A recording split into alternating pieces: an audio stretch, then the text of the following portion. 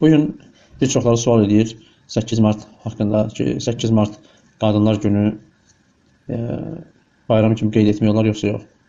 Ümumiyyətlə bilmək lazımdır ki, Allah Subhanahu bizə elə bir şəriət, elə bir din göndərib ki, bu şəriətin, bu dinin gecəsi gündüz kimi aydındır.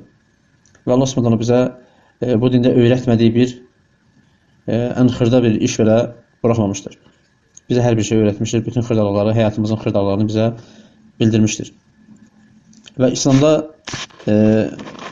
İslam şəriətinin məqbul saydığı iki bayram var. Ramazan və Qurban bayramı. Bundan başqa qeyd olunan nə bayramlar ki var, heç biri İslam şəriətinə və şəriətimizə uyğun deyil.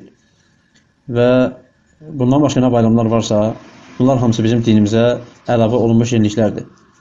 Və müsəlmanlara sırılmış bir yeniliklərdir. Və müsəlmanlar öz dinlərində olduğu zəiflikdən, müsəlman toplumunun ümumilikdə şəriət din haqqında bir xəbər olmasından, yəni və s. axır səbəblərdən, yəni ümumilikdə müsəlmanların zəifliyindən onlar qeyri millətlərin, qeyri din nümayəndələrinin təsiri altına düşərək belə bayramları özlərinə bayram günü kimi götürüb qeyd edirlər. Və bu cür bayramlar il ərzində çox olur. Bunların hamısı bidət hökmünə, haram hökmünə daxil olan bayramlardır. O cümlədən də Qadınlar Günü, yəni 8 Mart bayramı da həmçinin.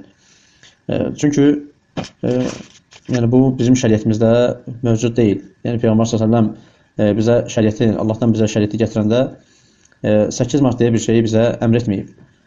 Amma o ki qaldı, kimsə iddia edə bilər ki, bəs bu gündə qadınlara xüsusi hörmət olunur, qadınlara xüsusi qayğı göstərilir.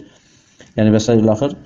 Müsəlman bilməlidir ki, İslam şəriəti bütün dünyada qadınlara dəyər verməyən bir vaxtda İslam şəriəti qadınlara ən ali hüquq, ən ali dəyər vermiş və bunu da bir haqq olaraq qadınlar üçün müdafiə etmişdir. Hətta Quran-ı Kərimə siz baxsaz, Quran-ı Kərimdə kişilər adlı heç bir surə yoxdur.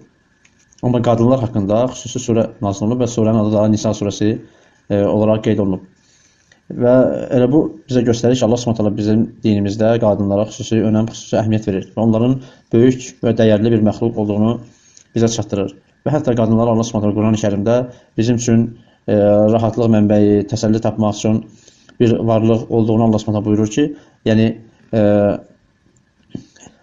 kişilər qadınlarda təskinlik tapırlar. Kişilər qadınlarda həyatlarının tamamını tapırlar, dərk edirlər.